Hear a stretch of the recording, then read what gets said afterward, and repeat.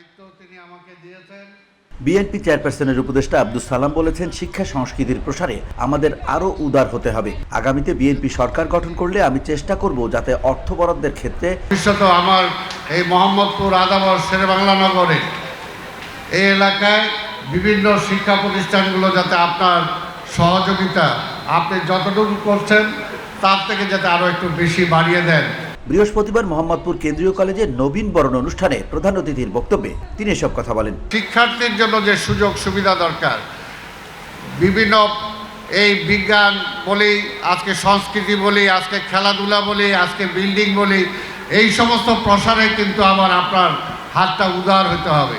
যেহেতু যদিও আমরা দেখছি যে আজকের এই বর্তমান সরকার এসেও শিক্ষার উপরেও কিন্তু তারা তাদের যে বরাদ্দ সেই বরাদ্দটা কমিয়ে দিয়েছে, কিন্তু বরাদ্দ কমালে হবে না। অন্তর্বর্তী সরকারের সমালোচনা করে আব্দুস সালাম বলেন, বর্তমান সরকার শিক্ষাক্ষেত্রে বরাদ্দ কমিয়ে দিয়েছে, উচিত ছিল এটা বাড়ানো। তবে আমি কথা দিচ্ছি আগামী নির্বাচনে ইনশাআল্লাহ আমার দল বিএনপি সরকার গঠন করলে অর্থ বরাদ্দের ক্ষেত্রে শিক্ষাখাতকে প্রাধান্য দেওয়া হবে। শিক্ষার মধ্যে 1 নাম্বার বরাদ্দ থাকতে হবে এবং আমি বিশ্বাস করি আগামী নির্বাচনের পরে যদি আমার দল ক্ষমতায় যায় তাহলে অবশ্যই শিক্ষা খাতে যাতে 1 নাম্বার বরাদ্দতের দিক দিয়ে থাকে সেটা অবশ্যই আমরা চেষ্টা করব।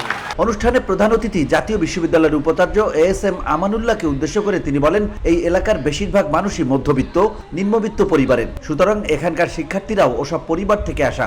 এদের আর্থিক অসচ্ছলতার পাশাপাশি বিভিন্ন সুযোগ সুবিধার ঘাটতি রয়েছে। আমরা চেষ্টা করি তাদের মেধা বিকাশ যাতে যথাযথভাবে হয়, এজন্য নানা উদ্যোগ গ্রহণ করেছি। আমরা শিক্ষার্থীদের সুবিধার্থে দুর্বল ও সবল শিক্ষার্থীদের পৃথকভাবে প্রশিক্ষণেরও ব্যবস্থা রেখেছি। VOD Bangla news desk.